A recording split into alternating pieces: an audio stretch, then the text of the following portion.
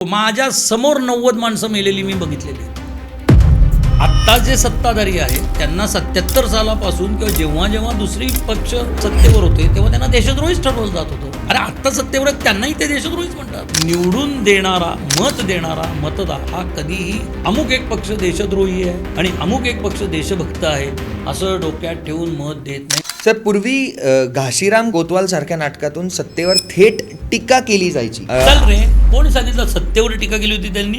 एका राज्याच्या मुख्यमंत्र्याला 6 तास पोलीस चौकीत बसवलेलं होतं हेही दाखवायला पाहिजे होतं ना. आणि त्याला बरोबर बॅकग्राऊंडला अतिशय छान पद्धतीचं व्हायलिन जसं ज्या वेळेला तुम्ही दंगलीच्या ह्याच्यामध्ये लावता, कारण इट अफेक्ट्स. पहिल्या इंटरव्ह्यूमध्ये मुले म्हणतात रंगभूमीची सेवा करायची. याव काय कसली रंगभूमीची सेवा? काय सेवा करणार म्हणजे काय? थिएटर झाडणार का? चौकीदार म्हणून उभा राहणार थिएटरच्या बाहेर? रंगभूमीची सेवा म्हणजे काय? काहीतरी ही स्टेटमेंट्सच अतिशय भंपकेत असं मला वाटतं. अमोल पालेकरांना मानतो, कमला हसनना मानतो, मी नसिरुद्दीनना एवढं मानत नाही, कारण ते पण मी जर माणसांना टिपतच माझा अभिनय समृद्ध करत असेल, माझं लिखाण माझं दिग्दर्शन समृद्ध करत असेल तर मी माणसांमध्येच राहिलं पाहिजे, मी माणसांना रिॲक्ट व्हायला पाहिजे.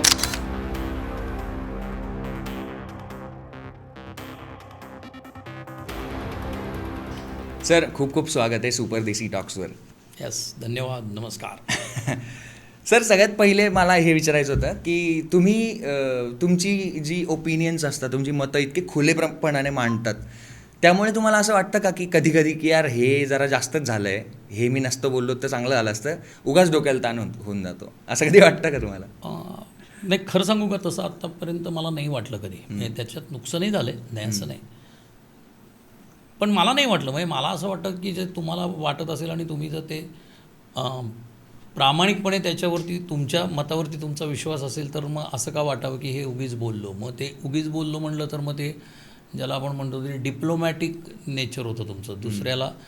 हां, अर्थात माझ्या वक्तव्याचा दुसऱ्याच्या मताचा विरोध असू शकतो, पण त्याला त्रास होईल अशा पद्धतीचं माझं वक्तव्य नसेल, त्याला डायरेक्ट वैयक्तिक काही मी हे करीन अशा पद्धतीचं माझं वक्तव्य नसेल, याच्याकडं मी पूर्ण याच्यावर विचार करतो आणि मगच वक्तव्य करतो किंवा मत घेतो.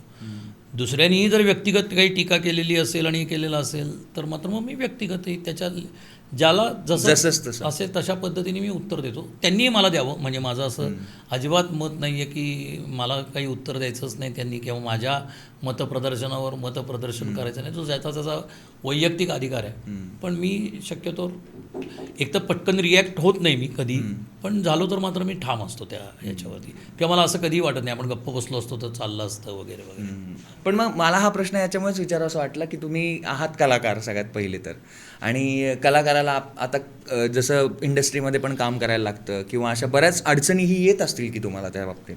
अशा पहिली गोष्ट, मी अभिनयावर पोट चालणारा कलाकार नाही आहे पहिल्यापासूनच. म्हणजे 1987 सालापासून जेव्हापासून मी या क्षेत्रात काही काम करायला लागलो त्याच्या आधी मी व्यवस्थित एक सोशो पॉलिटिकल विचारधारेच्या चळवळीतला कार्यकर्ता आहे आणि होतो आणि अजूनही आहे. कला हे माझ्या व्यक्त करण्याचंच माध्यम शेवटपर्यंत राहिलेलं आहे पहिल्यापासून. त्यातला अभिनय हा माझ्या प्रायोरिटीमध्ये चौथा येतो. मला लेखन जमतं, मी लेखन करतो. मला दिग्दर्शन जमतं, मी दिग्दर्शन करतो. मला प्रशिक्षण येतं, मी प्रशिक्षण करतो. आणि मला अभिनय चांगला येतो, त्यामुळे तो दिसतो, त्यामुळे लोकांना असं वाटतं की मी अभिनेता आहे किंवा त्यामुळं तसा मी अभिनयावरती मिळणाऱ्या कामांवरती खूप शेवटपर्यंत कधीच अवलंबून नव्हतो. त्यामुळे मी ह्याचा फार कमी वेळा विचार करतो की त्यांनी माझ्या काम मिळण्यावर परिणाम कित्येकदा झालेला पण आहे, कित्येकदा मला टाळलेलं सुद्धा आहे आणि मला त्याचं काही वाटत नाही, कारण तो ज्याचा त्याचा पुन्हा त्या दिग्दर्शक आणि निर्मात्याचा तो प्रश्न असू शकतो की मला घ्यायचं का नाही. पण त्याच्याबरोबर उलटसुद्धा आहे. म्हणजे मी अगदी त्याचं आत्ताचा म्हणजे अनन्या नावाचा जो सिनेमा आला, जो रवी जाधवनी प्रोड्यूस केला होता आणि प्रतापनी तो डिरेक्ट केला होता, प्रताप फडनी. तर त्याच्या आधीच 2 वर्ष मी जेव्हा माझी एक फिल्म आपल्या गोवा फिल्म फेस्टिवलमध्ये त्या पहिल्या 10त आलेली होती आणि माझ्या मते न्यूडला त्यांनी बाजूला टाकलं होतं, जी रवीनी डिरेक्ट केली होती आणि हे केलं होतं. आणि त्यावेळेला त्या सगळ्या मराठी निर्मात्यांनी एकत्र येऊन आपण इफ्फीवरती बहिष्कार टाकावा अशा पद्धतीचा एक हे केल्यावर मी त्यांच्या विरोधात भूमिका घेतली होती की यार तुम्हाला 3-4 वेळा मिळालेली आहे संधी, माझ्यासारख्या नव्या माणसाला पहिल्यांदा जर माझा सिनेमा गेलेला असेल तर मी का नाही जायचं, तुम्ही 4 जणांनी ठरवलं म्हणून मी नाही जायचं, मला माझ्या सिनेमात मिळालेली आहे संधी तर मी गेलं पाहिजे. किंवा त्या ह्या पण होत्या, सुमित्रा भावे पण होत्या, आणि त्यांनी पण त्यांना त्यावेळेला स्टँड घेतला होता की आपण इफ्फीवरती हे करू. तर त्या म्हणलं अहो तुम्हाला तर 2-2 सुवर्ण काय कमळं मिळालेली आहेत, सो तुम्हाला नसेल किंमत, पण आम्हाला आहे त्याची किंमत. आम्हाला राष्ट्रीय पातळीवरती आमची कलाकृती जावीशी वाटते आणि गेली तर तिथे आम्ही अटेंड करायचं हा आमचा अधिकार आहे, तर मी जाईन. सो ते थोडे तिथे मतभेद झालेले होते. पण रवीनी ज्यावेळेला अनन्या हे केलं आणि प्रताप फडनी ज्यावेळेला सांगितलं की त्या मुलीच्या भूमिकेच्या, वडिलांच्या भूमिकेसाठी योगेश मला योग्य वाटतोय, त्याला रवी म्हणले बाबा आमचे मतभेद झालेले होते, मला घ्यायला काही हरकत नाही, तो करणार आहे का विचार.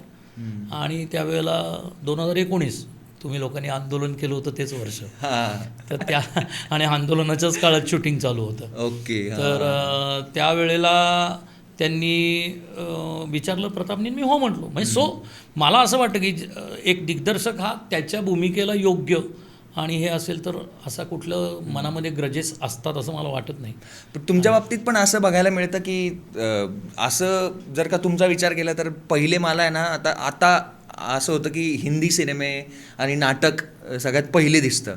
म्हणजे असं विचार जरी केला तरी आता तुम्ही रायटर म्हणून माहिती आहात, तुम्ही दिग्दर्शक म्हणून माहिती आहात, आणि सगळ्यात वर जर का आम्हाला दिसतंय तर तुम्ही अभिनेते आहात सगळ्यात आधी. कारण ते दिसतं. हां, तेच म्हणलो ना की जे दिसतं त्याच्या मागचं कळतच नाही ना. आपण फक्त त्यांना टायटल्समध्येच बघतो, त्यांचे चेहरे माहीतच नसतात ना. चेहरा दिसतो अभिनेत्याचा, त्यामुळे तो अभिनयच करतो असं वाटतं. पण मी खूप कमी काम केलं आहे. हिंदी सिनेमेसुद्धा मी 10 सिनेमे फक्त केलेले आहेत. माझ्या सुदैवाने त्यातले मॅक्झिमम सुपरहिट झालेले आहेत, ते सारखेच चॅनलवर दिसतात म्हणून ते लोकांना वाटतं की हा हिंदी सिनेमे करतो. किंवा अगदी क्राईम पेट्रोलचा जरी विचार केला ना तर मी 2017-18 आणि 18-19 या 2 वर्षामध्ये फक्त चॅनल्सच्या कॉन्ट्रॅक्टमध्ये 50 एपिसोड केलेले आहेत. ह्या पलीकडे मी क्राईम पेट्रोल केलेलं नाही. त्या 50 एपिसोड पुढे अजूनही आत्ता गेले आठवड्यामध्ये 2 एपिसोड्स त्यातले दिसले. ते त्यांच्याकडचा तो स्टॉक आहे, त्यांच्याकडचं सॉफ्ट कॉपी हे आहे, ते सतत सॉफ्टवेअर पुन्हा पुन्हा टेलिकास्ट करत असतात. पण लोकांना असं वाटत असेल ना की अरे परत काम चालू केलं वाटतं. असं काही नाही केलं नाही मी, तेवढंच केलेलं आहे असं ते आहे. इव्हन मराठी सिनेमेचं मला नाही वाटत 15 किंवा 20 पेक्षा जास्त मी केलेले आहेत. याच्यातली माझं एक अगदी सोपी आहे की पहिल्या ज्या 3 प्रायोरिटीज माझ्या आहेत ज्याच्यात क्रिएशन आहे असं मला वाटतं. तुम्ही नवं काहीतरी करता, ओरिजिनली काहीतरी करता. अभिनय हे क्राफ्टवर्क आहे, ॲक्टिंग इज अ क्राफ्टवर्क. या तिघांनी सांगितल्यावर हुकूम तो करत असतो. लेखक, दिग्दर्शक किंवा प्रशिक्षकांनी ज्या पद्धतीने घडवलं त्या पद्धतीने तो माणूस त्याच्या ॲबिलिटीजप्रमाणे ती भूमिका करत असतो. आणि मला त्यात फारसे इंटरेस्ट नाही, काहीतरी जे नवं घडवलं ते करावं. सो माझी पहिली प्रायोरिटी कायम लिखाण असते. आणि आज म्हणजे तुम्हाला आश्चर्य वाटेल की किती 76 एकांकिका लिहिलेल्या आहेत आणि हे आहेत. तर एवढ्या स्पर्धांमध्ये कुठे ना कुठेतरी चाललं ना, तर माझ्या गरजा इतका कमी आहेत ना की मला महिन्याभरच्या वेगवेगळ्या स्पर्धांमध्ये ज्या काही साधारण 7-8 ठिकाणी माझ्या एकांकिका होतं. माझं जे रेशन आहे घरचं ते त्या एकांकिका किंवा नाटकाच्या रॉयल्टीवरती आज तागायत मिळतं आहे. मला असं वाटतं की माझ्या गरजाही कमी आहेत जगण्याच्या, त्यामुळे मी फारसा अवलंबून नसतो. त्यामुळं मी या गोष्टीवरती फार केअर करत बसत नाही की माझ्या बोलण्यामुळे म्हणजे मी उगीच तुसडेपणा नाही करत.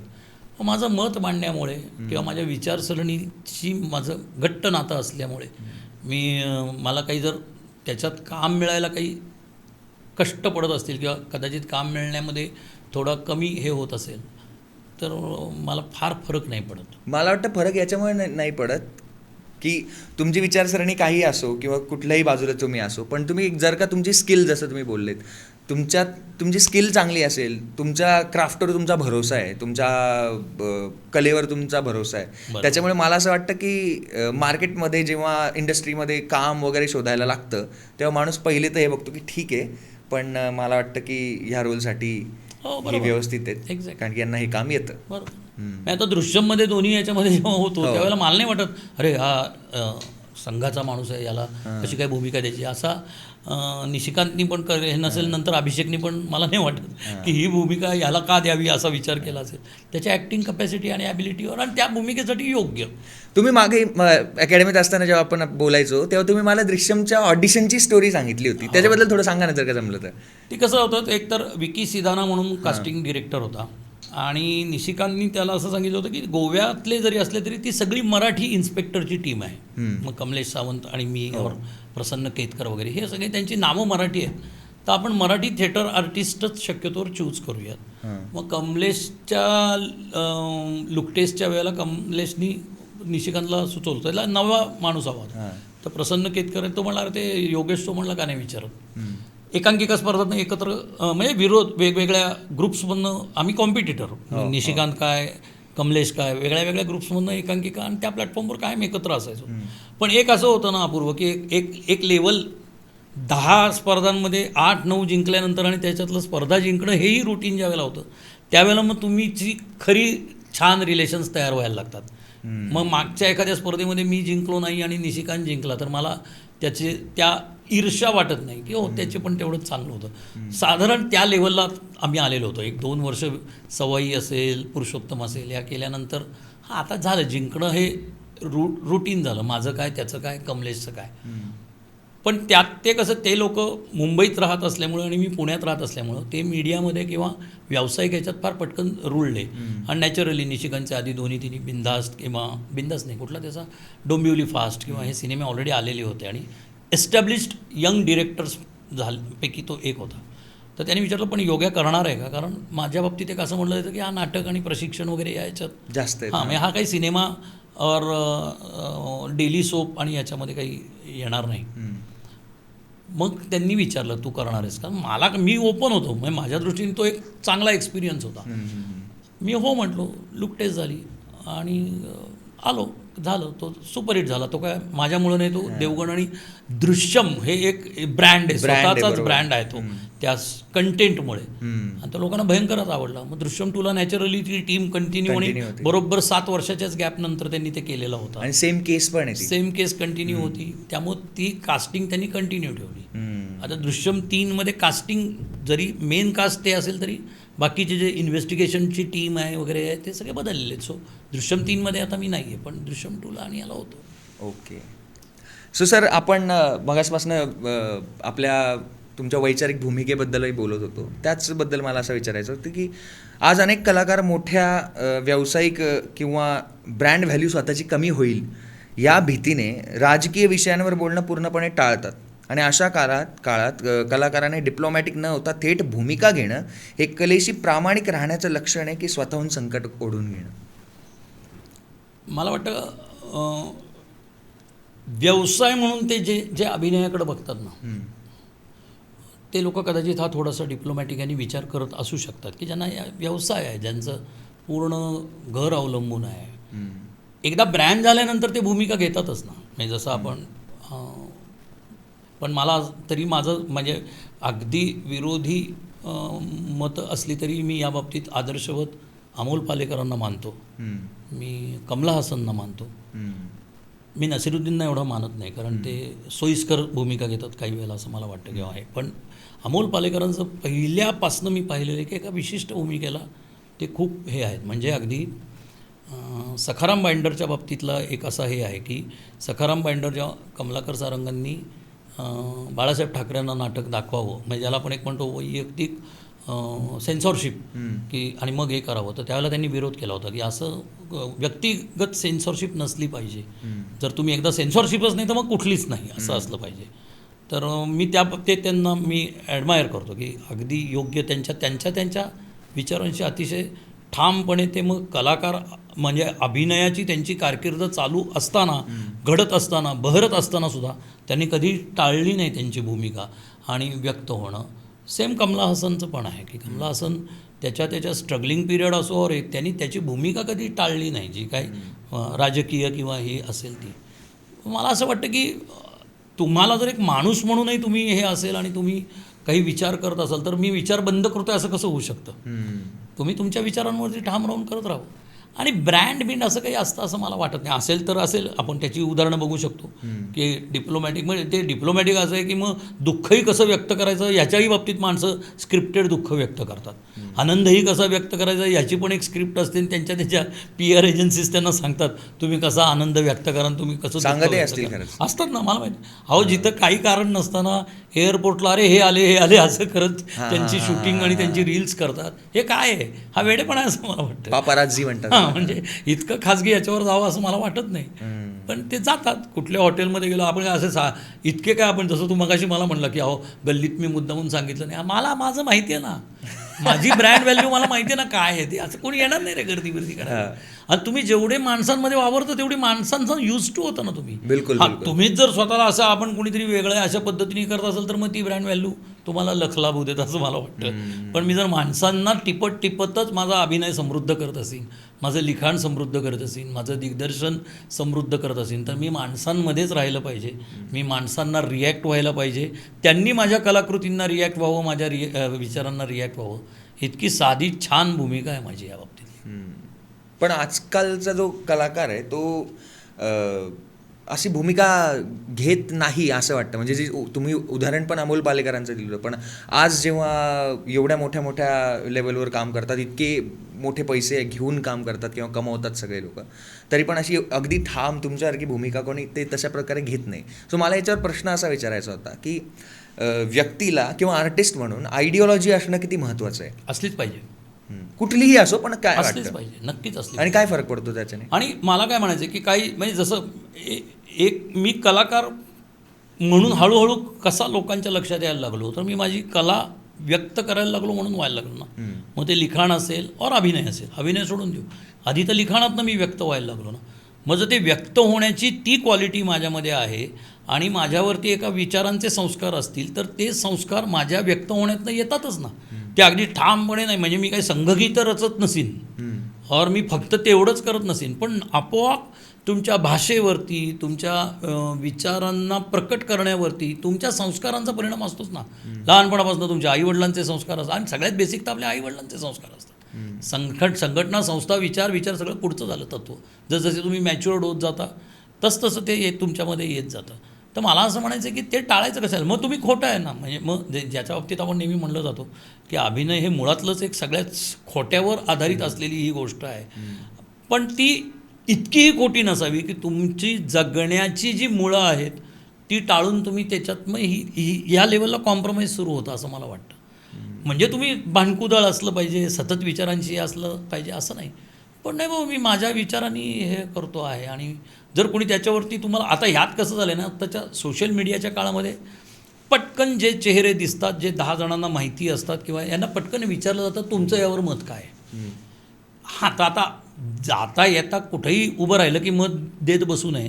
ते मत देण्याला सुद्धा एक व्हॅल्यू असावी, ते मत देण्याचा सुद्धा एक योग्य प्लॅटफॉर्म असावा. पानाच्या टपरीवर उभा आहे आणि हे करता एका पत्रकाराने विचारलं तुमचं काय याच्यावर म्हणणं आहे, तर तो म्हणेल थांब 2 झुरके घेऊ देत, मला घरी जाऊ देत, मग आपण बोलूयात. त्याची किंमतही मग ती एका झुरक्याचीच राहते. तुम्ही ज्यावेळेला ठामपणे छान एका व्यवस्थित प्लॅटफॉर्मवरती तुमचं विचार प्रकटन करता, त्याला एक किंमत येते. ऐकणारेही त्याच किमतीने ती ऐकतात. नाही तर मग 2 सेकंदाचं आणि 30 सेकंदाचं रील जसं आपण फक्त सर्व करत जातो, वाटलं तर वाटलं, ऐकलं नाही तर सोडून देतो, तेवढीच त्याची व्हॅल्यू राहते असं मला वाटतं. सो तुमचे विचार प्रकट करायला सुद्धा एक ठहराव असला पाहिजे, एक योग्य प्लॅटफॉर्म असला पाहिजे. कदाचित त्यासाठी सुद्धा हे कलाकार तू म्हणतोयस ते थांबत असतील की अशा प्लॅटफॉर्मवर आपण हे करावं. आणि काही जण कदाचित टाळत असतील. काही जणांना एक वादविवाद कशाला उगीचच. माणसं घाबरतात, ते ट्रोलिंगला भितात काही वेळेला. कारण काय, शेवटी ही चावडी आहे. चावडीवर जसं बसल्या बसल्या कोणीही काही करतं, तसं ट्रोलिंगचा सुद्धा दर्जा हा त्या लेवलला जाऊ शकतो ना. याच रिलेटेड मला असा प्रश्न विचारला जाता की आज सोशल मीडियावर विरोधी मत मांडल्यावर थेट देशद्रोही किंवा अंधभक्त अशी लेबल लावली जातात. पण या वैचारिक ध्रुवीकरणाला आणि ही जी संवादाचा हा जो स्तर ढासळला आहे, याला कोण जबाबदार आहे? कुठली विचारसरणी जबाबदार आहे का असं वाटतं का? आपण सगळे जबाबदार आहोत. जे सोशल मीडिया वापरतात, जे सोशल मीडियावर रिॲक्ट होतात, ते सगळे त्याच्यावर जबाबदार आहेत. आणि काही दिवसानंतर हे सगळं पुन्हा बदलेल. या सगळ्याचा पुन्हा कंटाळा यायला लागेल. ज्या पद्धतीने आत्ता जी मी काय घातली याला काय म्हणतात माहीत नाही, पण हीच मी साधारण 78-79 साली याला बेल बॉटमच्या पुढची एक काहीतरी एलिफंटा बॉटम नावाचा प्रकार होता, तो असाच होता. आता पुन्हा तो जर आलेला असेल, बॅगी जीन्स. हां, बॅगी जीन्स याला म्हणतात. पण एलिफंटा बॉटम नावाचा एक मिथूनच्याही आधी एक आलेला होता, तर तो तसाच होता. सो हे सगळीकडे हे सर्कल आहे. सो या पद्धतीचा हा जो एक ब्लास्ट आत्ता ट्रोलिंगचा, रिॲक्शनचा, आपण त्या डोरमधनं आत्ता जातोय म्हणून आपण म्हणतो दर्जा खूप, कारण आपण आधीचाही कदाचित थोडासा अनुभवलेला असेल. आता एक कदाचित 5, 7, 8 वर्ष हा अशाच पद्धतीचा राहील. तो पुन्हा एक सेटल डाऊन होईल, पुन्हा त्याचा दर्जा हे होऊ शकेल, पुन्हा नव्या पद्धतीने त्याच्यात ऑप्शन्स तयार होतील. सो हे चालू राहणार आहे. याला आपण सगळे जबाबदार असतो. याला कोणी एक विचारसरणी, कुठली एक राजकीय पार्टी, कुठली एक संघटना, असं कोणी नाही. याला आपण सगळे एकमेकांशी साधक बाधक चर्चा करणारे, त्या चर्चेचा स्तर कसा असावा, हे कुठली राजकीय प्रणाली का ठरवेल, हे तुम्ही आम्ही ठरवलं, आणि ते तसंच चालू राहणार आहे. आणि ते पुन्हा सगळ्याचा कंटाळा येतो. जसं आज पुन्हा एकदा, म्हणजे मी आज आपल्या पुण्यातलं उदाहरण घेतो. समांतर रंगभूमीवरती आज तुम्ही जर द बॉक्स नावाचा जो प्रिमायसेस आहे तो पाहिला, तर आज त्याच्याकडे पुन्हा जेनझी आणि तरुण वळलेत, आणि तिथं रोज कार्यक्रम होत आहेत, रोज प्रयोग होत आहेत, त्याला रोज गर्दी आहे. का तर लोकांना तर ते पुन्हा हवं आहे. हे खूप चांगलं लक्षण आहे. आज व्यावसायिक नाटकामध्ये 13 नाटकं सुपरहिट दर्जाची चालू आहेत. हा एक पुन्हा प्रेक्षक वळण्याचा हे आहे. सो मधल्या काळामध्ये हे डाऊन झालेलं होतं, पुन्हा आता हे सुरू झालं. सो हेच सेम आपल्या या ट्रोलिंग किंवा या ह्याच्यामध्ये असतं असं मला वाटतं. कॉन्व्हर्सेशनमध्ये असतं. पण जेव्हा एखाद्या व्यक्तीला ट्रोल केलं जातं तेव्हा त्याची, म्हणजे आता सोशल मीडियावर कदाचित व्यक्ती समोर येत नाही, त्यामुळे त्याला सोपं होऊन जातं की मी मेसेजवर बोलल्यानंतर मी काहीही बोलू शकतो, आणि त्यामुळे खूपच जास्त व्यक्त होत आहेत. तर मग हे पण रिझन असू शकतं वाटतं का तुम्हाला, की समोर येऊन बोलायला हिंमत लागते म्हणून कदाचित? ती नसते, म्हणून तर सोशल मीडियाचा एवढा ब्लास्ट झाला ना, की बहुसंख्य असे असतात की ज्यांना समोर यायला आवडत नाही. मग ते समोर जाऊ दे, स्वतःच्या नावाने अकाउंट नाही काढत, नावंसुद्धा वेगळी वेगळी असतात, एकाची 10 असतात. मग त्याच्यातही धंदा सुरू झाला, 1000, 5,000. म्हणजे आज जे आपण म्हणतो IT cells of different parties, या IT सेल्स म्हणजे दुसरं काय, त्यांचे ठराविक त्यांचे जे काय कार्यकर्ते आणि हे असतील, त्यांची अकाउंट्स, त्या प्रत्येकाची 10 अकाउंट्स. त्यामुळे एकदा हे झालं की बूस्ट करणं. पण तो एक व्यवसाय झालेला आहे. त्या पद्धतीने त्यांच्या लेवलला ते चालू असतं. तुम्हाला तिथं दुर्लक्षही करता आलं पाहिजे. जे प्रामाणिकपणे सोशल मीडियावरती स्वतःचं मत मांडतात, सोशल मीडिया सोडून द्या, कुठेही स्वतःचं मत मांडतात, एक तर त्यांनी प्रतिक्रियांना तयार राहिलं पाहिजे, और त्यांच्याकडे ही कपॅसिटी पाहिजे टू इग्नोर द रिॲक्शन्स.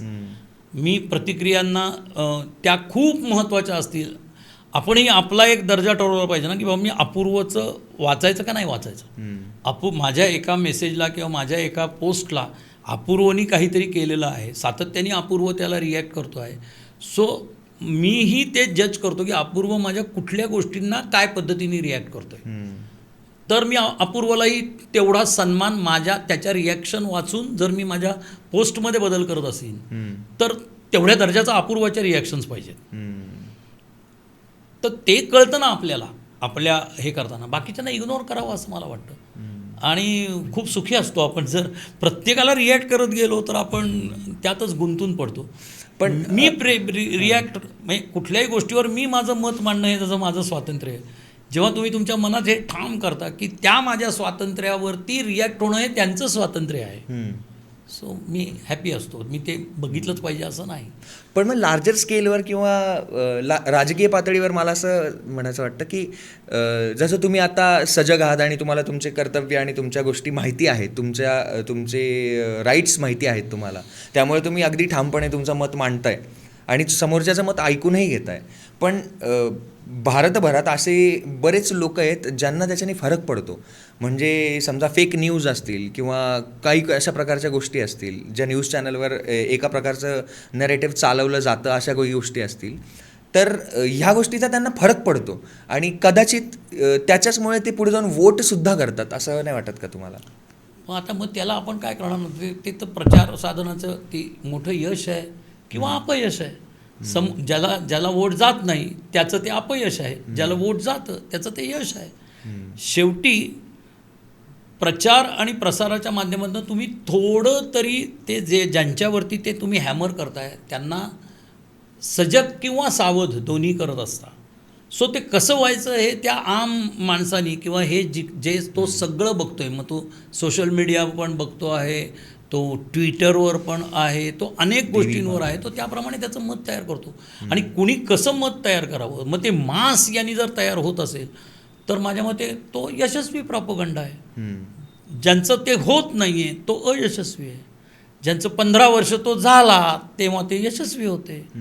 गेल्या वर्षी तो नाही झाला 5 मेला, त्यानंतर दुसरी टीम यशस्वी झाली, असं म्हणायचं. दुसरं काय, ते बरोबर का चूक हे काळ ठरवेल. मी नेहमी म्हणतो की आपण ना पॉलिटिकल यश, निवडणूक जिंकणं आणि हारणं हे 5 वर्षांनी पुन्हा होणार आहे. हे त्या ठिकाणी 2-2, 2.5 वर्ष, आपल्याकडे तर वर्षभर कुठल्या ना कुठल्या तरी निवडणुका चालू असतात. हो, चालूच असतं. सो तिथे मिळणारं यश हे एखाद्या विचारधारेचं यश असतं असा माझा विश्वास नाही आहे.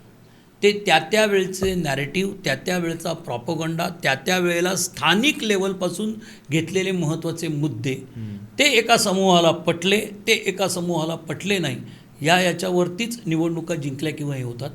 याच्यातनं 5 to 10% अप टू अगदी जास्ती झालं तर 15% असं असतं की ते विचारधारेशी जोडले जातात आणि आपल्या मताचं परिवर्तन करतात. हा फरक आहे.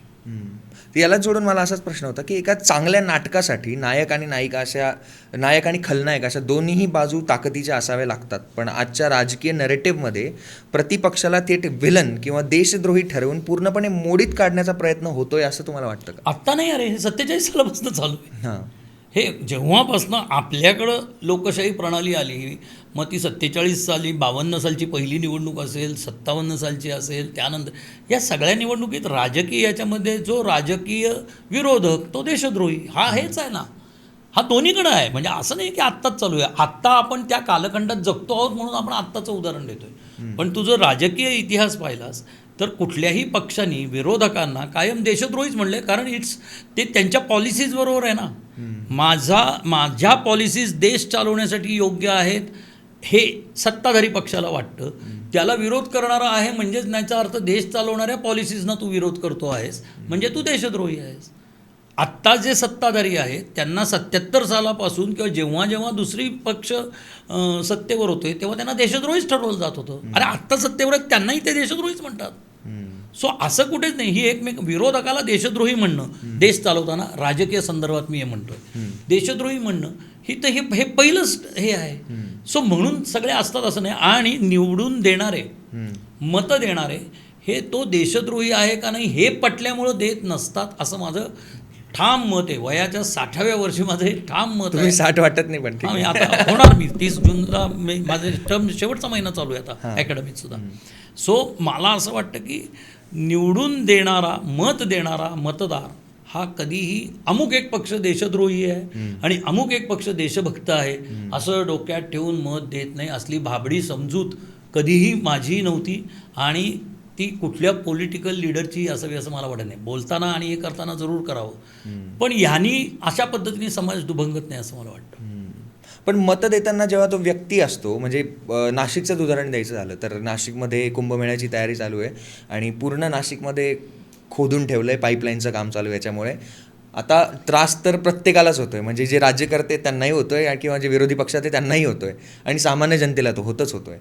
तर या सगळ्या बाबतीत जर का आपण असा प्रश्न विचारला की नाशिकमध्ये जी काही सामान्य माणसांचे होणारे हाल आहे ह्याला जबाबदार इथलं सरकार आहे, कारण की आता याच्यावर बऱ्याच गोष्टी निघतात की घर आवरायला निघालं की धूळ होणारच आहे.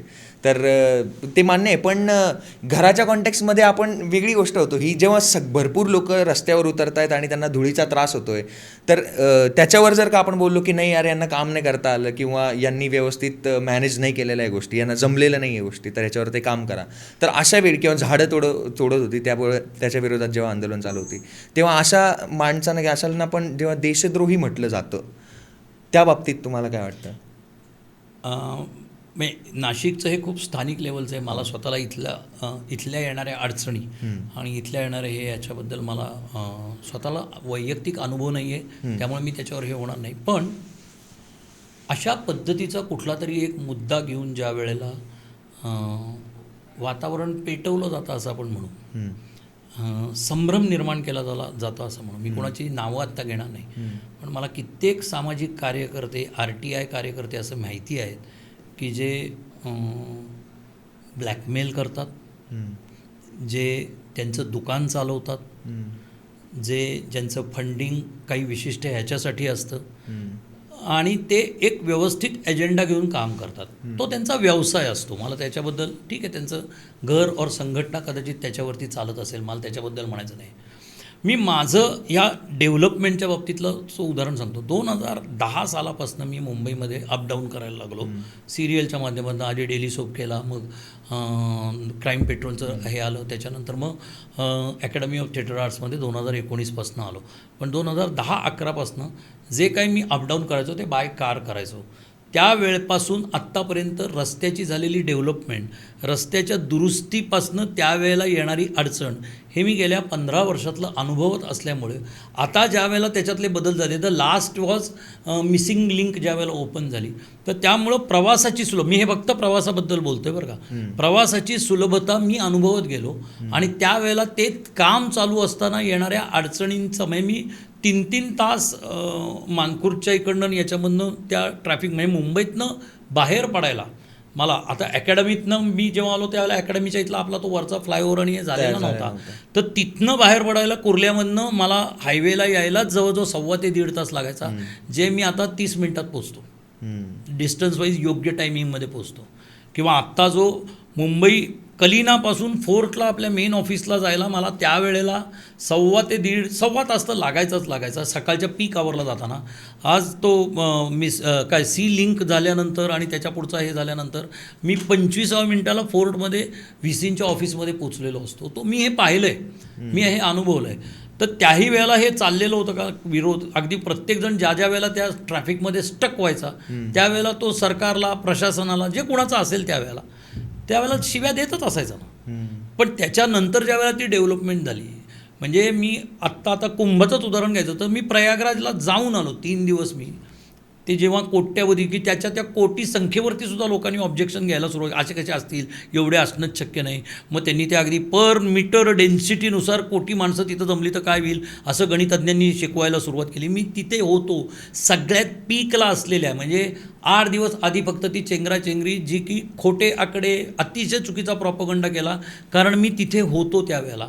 मला माहिती आहे की काय पद्धतीने झालेलं होतं, प्रशासनाने काय केलेलं होतं. त्या गर्दीमध्ये, रांगेत, अतिशय शिस्तबद्ध रीतीने खरोखरी लाखो लोकांची रोजच्या रोज स्नानं होत होती आणि लोक परतत होते.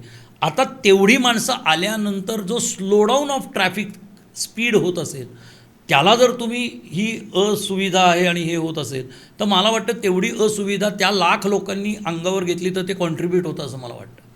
किंवा त्याच्यासाठी ज्या पद्धतीने प्रयागराज आजूबाजूला डेव्हलप केलेलं होतं, तिथपर्यंत येण्याचे रस्ते सुधारले होते, हे जे काय झालेलं होतं, इतक्याच मी म्हणजे तो माझा गर्दी महोत्सवच होता. तिथनं मी राम मंदिरामध्ये गेलो. माझे विचार सोडून नाही, मी ते बघायला गेलेलो होतो काय पद्धतीने गर्दी यांनी हे केलेली. कारण सगळी माणसं त्यावेळेला प्रयागराजला आंघोळ करायची आणि अयोध्येला जायची, और अयोध्येवरनं प्रयागराजला यायची. सो तो अख्खा कॉरिडॉर हा पूर्ण ट्रॅफिकचा कॉरिडॉर होता. पण ज्या पद्धतीने त्यांनी ते सगळं मॅनेज केलेलं होतं त्यावेळेला, विचार करून की इतकी गर्दी नक्की होणार आहे, आणि त्याप्रमाणे त्यांनी प्लॅन केलं. आणि तुम्ही जर आकड्यामध्ये ते इकॉनॉमिक्स धरले गेले तर तिथे त्या 2 महिन्यामध्ये साधे शेंगदाणे विकणारा पुड्याचे 20-20 रुपये, 10-10 रुपयांनी शेंगदाण्याची पुडी विकणारा माणूससुद्धा दिवसाला 1000 ते 1200 रुपये कमवत होता, की ज्याचं नेहमीचं हे कदाचित 500 रुपये और 400 रुपयाचं हे असेल. इथपर्यंत मी अगदी लिस्ट ज्याला आपण म्हणतो, रस्त्यावरचा दुकानदार, ही इकॉनॉमी अशी जनरेट होते. इतकी 1000 माणसं त्यावेळेला हे होत होतात. आणि शेवटी या देशामधली धार्मिक पर्यटन हा एक फार मोठा इकॉनॉमी जनरेट करणारा हे आहे. आणि तो जर इंटरनॅशनल लेवलचा एक मोठा इव्हेंट इथे वर्षभर चालणार असेल तर त्याचं इन्फ्रास्ट्रक्चर सुधारण्यासाठी कदाचित प्रशासनाला या आत्ता चालू असलेल्या काही घडामोडी आणि विकास कामं गरजेची आहेत. मला असं वाटतं की त्यांनी दिलेल्या ड्युरेशनपेक्षा जास्त वेळ लागेल. तुम्हाला एखाद्या ठिकाणून बिल्डिंग व्हेकेट करून ती बिल्डिंग रिडेव्हलपमेंटला टाकली तरी आपल्याला जिथं आपण दुसरीकडे राहायला जातो तिथं असुविधा असतातच. दिलेल्या याच्यामध्ये जर काम पूर्ण केलं नाही तर आता रेरा आणि याच्यामध्ये कायद्याचं त्याला बंधन आहे त्या बिल्डरला. तर मला असं वाटतं की दिलेल्या मुदतीमध्ये काम पूर्ण नाही झालं तर आपण हे करू. काम पूर्ण झाल्यानंतर आपल्याला किती सुविधा प्राप्त येते याच्यासाठी आपल्याला मॉनिटरिंग करता येणारच आहे. पण जस्ट डेव्हलपमेंटचीच जर का गोष्ट झाली आणि नाशिकच्या कॉन्टेक्स्टमध्ये मी याच्यामुळे बोलतोय कारण की फारच ताजा विषय येतो नाशिकमध्ये चाललेला आणि सतत चाललेला विषय. तर त्यामध्ये होत असं होतं की सगळ्यांचं म्हणणं असं होतं लोकांचं की सस्टेनेबल डेव्हलपमेंट नावाची गोष्ट आपण अप्लाय का नाही करत आहे किंवा असं म्हणतात की इकडची झाडं तोडल्यावर तिकडे आम्ही झाडं लावू. त्यांनी लावली पण होती झाडं महानगरपालिकेने भरपूर झाडं लावली होती पण आता त्या झाडांपैकी एकही झाड जिवंत नाही आहे. तर त्याचं मॉनिटरिंग पण होत नाही. तर अशा सगळ्या गोष्टींवर लोक आता बोलायलाच लागली आणि आता ते सरकारला अकाउंटेबल ठेवायला लागली की तुम्ही बोलला होता याचं झालं नाही काहीतरी काही.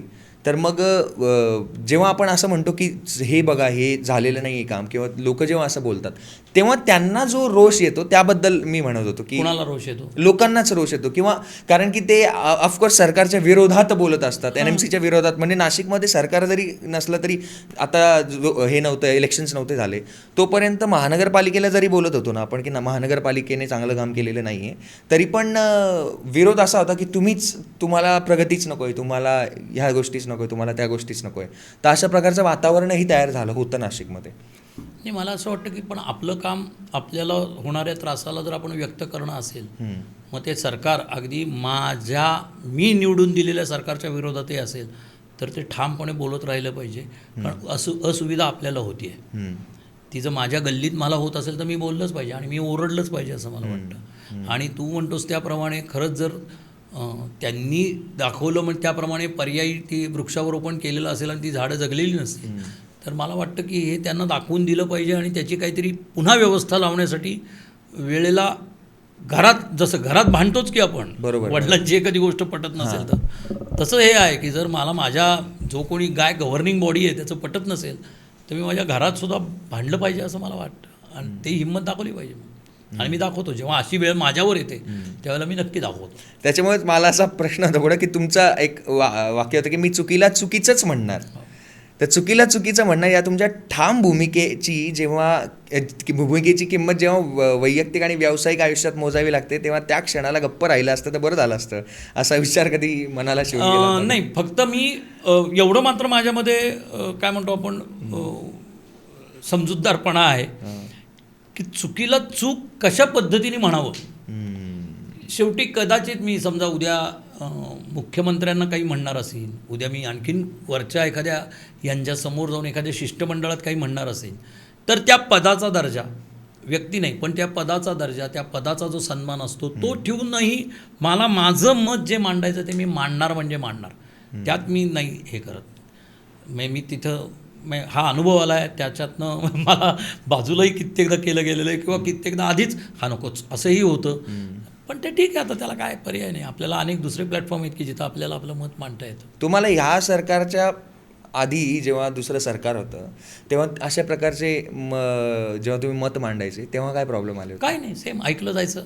योग्य असेल तिथं मला माझी बाजू जर बरोबर असेल तर ज्याच्या कुणावर म्हणजे अन्याय होत असेल किंवा ज्याचं कुणाचं काम करण्यासाठी मी गेलेलो असेल और माझं स्वतःचं काम करण्यासाठी गेलो असेल तर ते व्हायचं.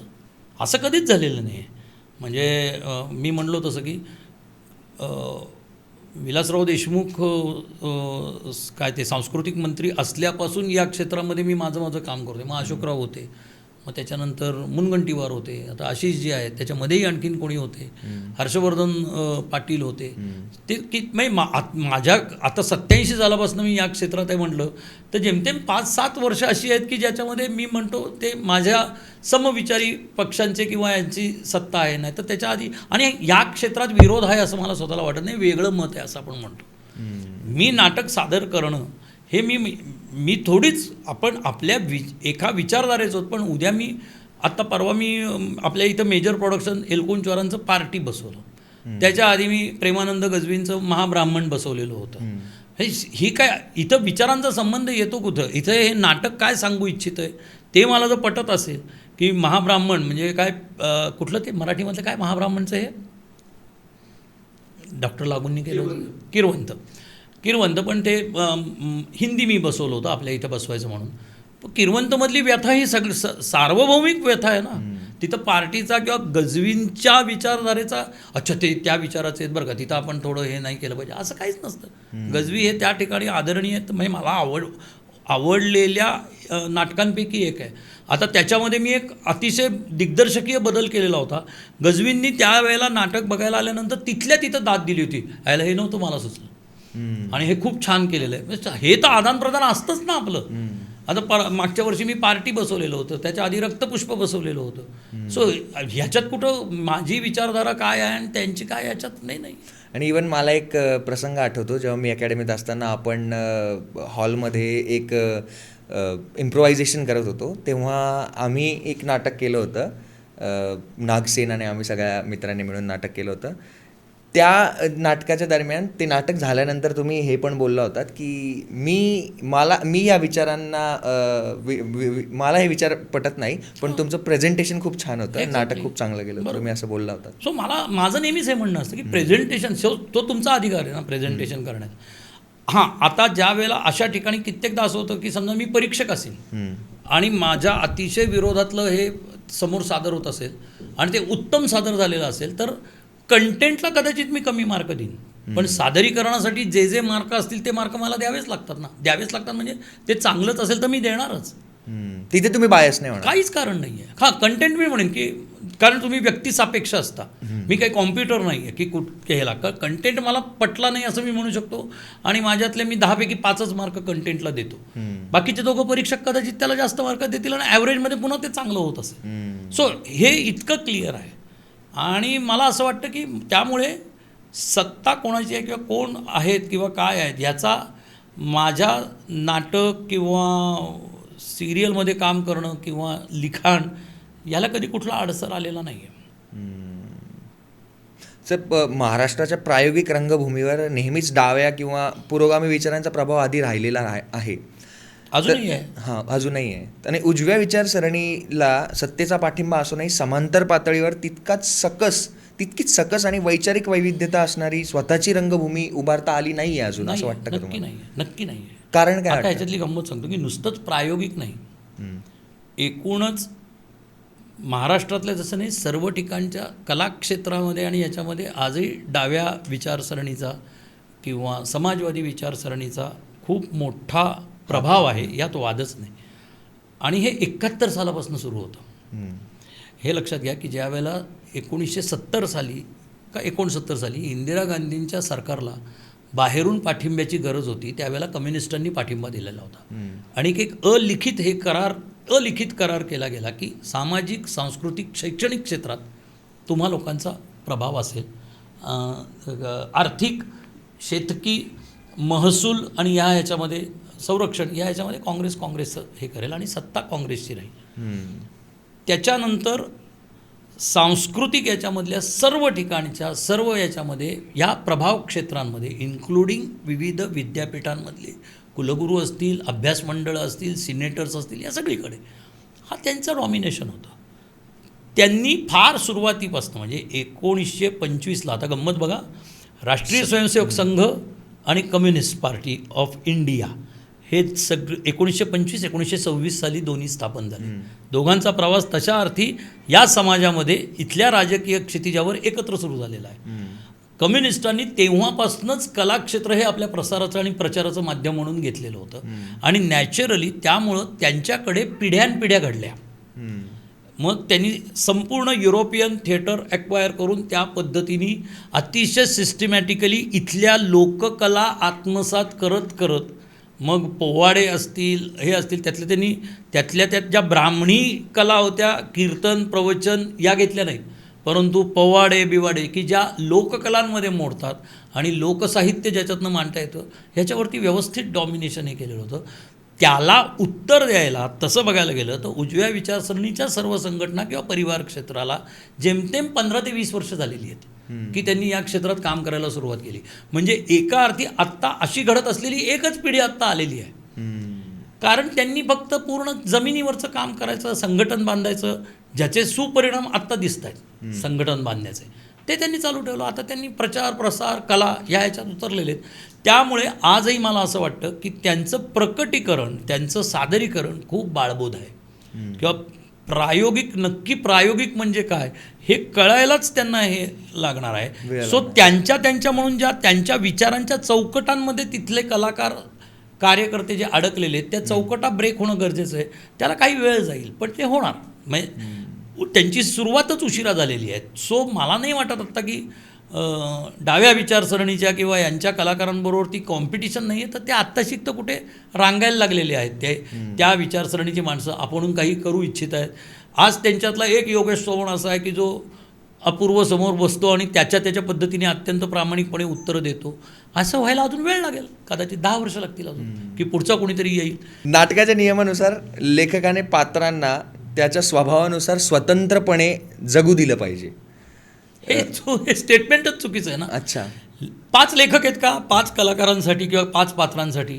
जर तो लेखक एक आहे, त्या लेखकाला एक गोष्ट सुचलेली आहे, त्या लेखकाच्या डोक्यातून ती पात्र साकार होणार आहे, तर ती पुन्हा एकाच मार्गात होणार ना. ते कसं स्वातंत्र्य कुठलं कोण देऊ शकतो? तो डिरेक्टर देऊ शकतो. लेखक देतच नाही, कारण लेखक शब्दबद्ध, आपण त्याला काय म्हणतो, शब्दबद्ध वेल क्राफ्टेड स्क्रिप्ट. मग ती कानिटकरांपासून सोमणांपर्यंत मग गडकरी सगळे त्यांनी स्क्रिप्ट क्राफ्ट केलेली असते. अनेक त्यांच्या मनात झालेल्या विचारांच्या आंदोलनानंतर सुचलेल्या एका विषयावर प्रसंगनिष्ठपणे त्यांनी संवादांमध्ये बद्ध केलेली असते. म्हणजे काय, बांधलेली असते. तिथे कुठं स्वातंत्र्य आलं? स्वातंत्र्य नंतर सुरू होतं की दिग्दर्शकाला ते दिसलं का, म्हणजे तिथनं तो संहितेच्या कागदावरनं स्क्रिप्ट मोकळी करायला लागतो आणि मग तो, पण तरीही त्याच्याकडं बंधन असतं ते त्यांनी क्राफ्ट केलेल्या प्रसंगांचंच असतं. कुठेही, म्हणून तर आपण हे नेहमी लेखकाचं माध्यम म्हणतो ना, आणि चित्रपट दिग्दर्शकाचं माध्यम म्हणतो, और तांत्रिकतेकडे जास्त झुकलेलं म्हणतो. इथे ते तुम्ही मोडूच शकत नाही. हां, लेखकांनी इथे प्रसंग इम्प्रोवाइज करावा असं जर सांगितलेलं असेल तर तेवढंच त्या कलाकारांना, पण तरी विषयाचं बंधन असतं आणि विषय शेवटापर्यंत कुठे न्यायचा आहे याचाही पॉईंट ठरलेला असतो. तो त्याच्या विचारा हिशोबानेच करणार आणि तो करेल. पण मला पुढे असं विचारायचं होतं की एका विशिष्ट विचारसरणीचा कट्टर पाठीराखा जेव्हा बनतो लेखक म्हणून, तेव्हा त्याच्या संहितेची जागा एखादा प्रोपोगंडा घेते असं वाटतं का तुम्हाला? प्रोपोगंडा करणारी जी नाटकं असतात ती प्रोपोगंडा करणारी असतात, आणि जी नाटकं करमणुकीसाठी किंवा लोकांच्यासाठी, मी प्रेक्षक शरण नाही म्हणत, प्रेक्षकांना आवडतंय म्हणून करणारी नाटकं, होणारी नाटकं असतात ती तद्दन विनोदी, किंवा ही आपण बघतो ती बाजारात असतात, ती छान चालतात, लोक एन्जॉय करतात, हसतात, निघून जातात. पण काही विचार करावा, काही हे करावं असं जेव्हा विचार करत असतो त्यावेळेला नक्कीच ती प्रोपोगंडा करणारी नसतात किंवा नसावीत अशा मताचा मी आहे. म्हणजे मी कुसुमाग्रजांचंच एक कोट नेहमी हे करतो. कुसुमाग्रज नेहमी म्हणायचे, आणि जे मी माझं लिखाण असेल, माझं कुठलंही प्रकटीकरण असेल, याच्यात मी नेहमी ते म्हणतो. म्हणजे अगदी आत्ता महाराष्ट्र साहित्य परिषदेचा अध्यक्ष झाल्यानंतरही माझ्या पहिल्या भाषणात मी हे सांगितलेलं होतं. कुसुमाग्रज असं म्हणतात की आपल्याला मनोमन पटणाऱ्या विचारांचा सुद्धा बंदीखाना होता कामा नये, आणि ते मी पूर्ण पाळत आलेलो आहे की मला पटत असलेल्या विचारांचाही बंदीखाना होता कामा नये. माझी कवाडं उघडीच राहिली पाहिजेत, कारण नाही तर मग समोरचं चांगलंही मी नाही घेऊ शकणार ना. ते घेता आलं पाहिजे. जसं मी, म्हणजे तुम्ही स्वतःसोबत पण आत्मटीका करतात की? करतोच, कायम करतो. मी लिहिलं हे माती खाल्ली आहे का नाही खाल्ली हे माझं झालं, कारण ही तर प्रयोगदर्शी प्रत्यक्षदर्शी कला आहे, प्रयोगसिद्ध कला आहे. ज्या कलेमध्ये मी आहे, जे काही मी लिहितो ते समोर प्रयोग झाल्याशिवाय ती सिद्धच होत नाही. आणि ती सिद्ध झाल्याच कळतं आपल्याला की ती वाईट लिहिली गेली आहे, चांगली लिहिली गेली आहे. कारण शेवटी प्रेक्षक हा फॅक्टर तुम्हाला लक्षात घेऊनच करावं लागतं ना. असं आहे. सर, पूर्वी घाशीराम कोतवाल सारख्या नाटकातून सत्तेवर थेट टीका केली जायची किंवा ती स्वीकारली पण गेली. त्यांनी ब्राह्मणशाहीवर टीका केलेली होती. तेंडुलकर कायम तेच करत आलेले आहेत. त्यावेळेला सत्ताधारी, आता साधी गंमत माहिती आहे का, घाशीराम काय आहे त्याच्यामध्ये की नाना फडणवीस एक घाशीराम नावाचा त्यावेळेला जी बोकाळलेली ब्राह्मणशाही होती त्यांच्या उरावर आणून ठेवतो, स्वतःचे काही त्यातले इंटरेस्ट जपत. बरोबर. घाशीराम कोतवाल हे प्रोजेक्टच घाशीराम कोतवाल आहे. त्यावेळेचे सो कॉल्ड हिंदुत्ववादी आणि हे त्यांच्या उरावर त्यातल्याच काही जणांना घेऊन डॉक्टर जब्बार पटेलांनी घाशीराम कोतवाल बसवलं. थिएटर अकॅडमीने ते सादर केलं. त्याच्या आधी 90 प्रयोग प्रोग्रेसिव्ह ड्रॅमॅटिक असोसिएशन नावाच्या भालभा केळकर, जे हिंदुत्वनिष्ठ पण अतिशय चांगले रंगकर्मी होते, अशांच्या संस्थेमध्ये होतं. तिथनं फुटले आणि थिएटर अकॅडमी तयार केली आणि त्यांनी ते प्रयोग केले. आणि ते प्रयोग कितीही हिंदुत्ववाद्यांचा विरोध होत असला पुण्यामध्येच, तरीही ते प्रयोग करत गेले. त्याच्यातले कित्येक स्वतः हिंदुत्ववादी आजही आहेत, अगदी संचलनाला जाणारे आहेत, तरीही ते प्रयोग करत होते. आणि हे करत असलेले नाना फडणवीस कोण होते? त्यावेळचे गृहराज्यमंत्री. माझं स्वतःचं म्हणणं होतं की घाशीराम कोतवाल हेच एक घाशीराम कोतवाल आहे. आणि ते सत्ताधाऱ्यांच्या विरोधातला अजिबात नव्हतं. त्यावेळेच्या ब्राह्मणशाही, मी जात नाही म्हणत आहे, ब्राह्मणशाही हे विशेषण आहे. हे एका जगण्याच्या पद्धतीचं विशेषण आहे. सो ते कुणालाही लागू होतं, कुठल्याही जातीच्या समूहाला ते लागू होतं. सो ब्राह्मणशाहीच्या विरोधात लिहिलं गेलेलं ते नाटक होतं आणि सादर केलेलं नाटक होतं. पण मग जाने भी दो यारो तुम्ही पिक्चर पाहिला असेल, तो त्यासारखा चित्रपट आज बनवू शकतो का, किंवा आज रिलीज होऊ शकतो? हो, का नाही होणार? आता साधं आहे ना की धुरंधर रिलीज झाल्यानंतर आठवडाभर त्याच्यावर तर काय उगीच पैसे वाया घालवले वगैरे असं म्हणणारी माणसं होती. तो बदाबदा चालायला लागल्यानंतर एक लक्षात घे की एखादा सिनेमा चालणं, चालवणं, हे करणं हे प्रेक्षकांच्या हातात येऊ. तुम्ही कितीही सोशल मीडिया काहीही करून टॅक्टिक्स करून आणि तारखा घेऊन थिएटर न मिळवून देऊन वगैरे वगैरे सगळं केलं तरी चालणारा सिनेमा चालतोच. कारण त्यावेळेला त्या समाजातल्या त्या प्रेक्षकांची ती गरज असते असं मला वाटतं. आणि धुरंधरनी हे प्रूव्ह केलेलं आहे. आधी उरीनी पण हे प्रूव्ह केलेलं आहे. काश्मीर फाईल्सनी हे प्रूव्ह केलेलं आहे. नॅचरली त्याला एक सपोर्टिव्ह पॉलिटिकल सिस्टीम होती, यात वादच नाही. पण पॉलिटिकल सिस्टीम सपोर्टिव्ह असते म्हणून सिनेमे चालतात असंही कधी होत नाही. नाहीतर तशाच टाईपनी काढलेले कित्येक सिनेमे पडलेले सुद्धा आहेत ना आता या कालखंडात. तर ते अतिशय प्रेक्षकांना ते हवं होतं, प्रेक्षकांनी ते स्वीकारलेलं होतं म्हणून ते चाललं. पण पंजाब 95 झाला किंवा संतोष झाला किंवा ती BBC मोदी क्वेश्चन्स नावाची डॉक्युमेंटरी झाली, ती सुद्धा येऊन का दिली नाही मग आपल्याकडे? मला माहीत नाही, मला याच्याबद्दल काहीच माहिती नाही. म्हणजे मी असतो तर नक्की रिॲक्ट झालो असतो, पण मला याचं नीट हे माहिती नाही आहे. BBC न्यूज किंवा काय ह्याचं मला माहिती नाही. कळलं तर मी नक्की याच्यावरती हे केलं असतं. म्हणजे झालं असं होतं की संतोष ही पोलीस ब्रुटॅलिटीवरचा सिनेमा होता. पंजाब 95 हे पंजाबमध्ये झालेलं दंगलींवरती सिनेमा होता. आणि 2002च्या गुजरात दंगलींवर BBCने नरेंद्र मोदींची एक मुलाखत घेतलेली होती आणि त्याची एक डॉक्युमेंटरी केली होती, द मोदी क्वेश्चन्स अशा नावाची एक डॉक्युमेंटरी होती. ती भारतामध्ये हे झाली नाही. माझ्या मते पण ही डॉक्युमेंटरी ती पाहू शकतो आपण आत्ता पण. हां, ती बघता येते, बघितलेली आहे. ती बॅन केलेली, ती पाहू शकतो आपण थोड्या टेक्निकल गोष्टी करून. बरोबर, डाउनलोड वगैरे करून ती पाहू शकतो आपण, पण ती बॅन आहेत इंडियामध्ये. माहीत नाही, मग कदाचित त्यांना चुकीचं वाटत असेल त्याच्यामध्ये, किंवा मला असं वाटतं की एकांगी चित्रणसुद्धा असू शकतं. म्हणजे BBCच्या बाबतीतले माझे स्वतःचे व्ह्यू हेच आहेत. मी फॉलो नाही करत BBCला, कारण BBC त्यांना हवं त्याच पद्धतीने दाखवते. एक न्यूज चॅनल ज्या वेळेला हे असतो त्यावेळेला त्यांनी दोन्ही बाजू दाखवल्या पाहिजेत. डेफिनेटली. हां, त्यांनी SITनी काय निर्णय दिला हेही तितक्याच प्रखरपणे सांगितलं पाहिजे. त्यांनी मोदींची चौकशी झालेली होती त्याचंही चित्रण करायला पाहिजे. तुम्ही विचारलेले प्रश्न नाही, SITनी विचारलेले प्रश्न, जेव्हा की 10 वर्ष दुसरं गव्हर्नमेंट होतं आणि यांचं तिथे गव्हर्नमेंट होतं, त्यांनाही विचारलं पाहिजे. त्या डॉक्युमेंटरीमध्ये हेही आलं पाहिजे की काय प्रश्न विचारले गेलेले होते. एका राज्याच्या मुख्यमंत्र्याला 6 तास पोलीस चौकीत बसवल्याप्रमाणे बसवलेलं होतं, हेही दाखवायला पाहिजे होतं ना. आणि त्याला बरोबर बॅकग्राऊंडला अतिशय छान पद्धतीचं व्हायलिन, जसं ज्या वेळेला तुम्ही दंगलीच्या ह्याच्यामध्ये लावता, कारण इट अफेक्ट्स. डेफिनेटली. हो हो, बरोबर. ज्याला तडीपार केलेला तिथला गृहमंत्री असेल, की जो नंतर देशाचा गृहमंत्री झाला, तो ज्यावेळेला दरदर फिरत होता, दरदर म्हणजे भले लॉजमध्ये किंवा गेस्ट हाऊसमध्ये राहत असेल, पण तो स्वतःच्या राज्यापेक्षा बाहेर ठेवलेला होता, त्यावेळेला तो विमनस्क अवस्थेत कधीतरी बसला असेल. त्याचं ज्यावेळेला तुम्ही चित्रण कराल त्यावेळेला बॅकग्राऊंडला तुम्ही द्या ना व्हायलिन. ते तुम्ही 3 सेकंद दाखवता फक्त. आणि कुठलं तरी एक हे मात्र, कारण तुम्ही कशी करता त्याच्यावरती ते अवलंबून आहे. माझं म्हणणं असं आहे ना की जरूर मी त्यावेळची सगळी गुजरात दंगलींवरची जी फंडेड पुस्तकं आहेत ती सगळी वाचून काढलेली आहेत. ती एकच पॉईंट आऊट करतात. मग तुम्हीच ज्याच्यावर विश्वास ठेवता आणि संविधानाने ज्याला शक्ती दिलेली आहे, ताकद दिलेली आहे, ते सुप्रीम कोर्ट का बरोबर विरुद्ध वागतं? तिस्ता सेटल्ड वॉरचे का मग अनेक प्रकरणं निघायला लागली? का ती इतके दिवस निघत नव्हती? याच्यावर का नाही करत आहे? BBCनी तिस्ता सेटल वॉरवरही करावी ना documentary. Teesta Setalvad lives और हाऊ हर लाईफ इज, अशा टाईपची एक डॉक्युमेंटरी दाखवावी ना. मग आम्ही मागणी करू की हो आम्हाला मोदी टॉक्स पण बघायचं आहे.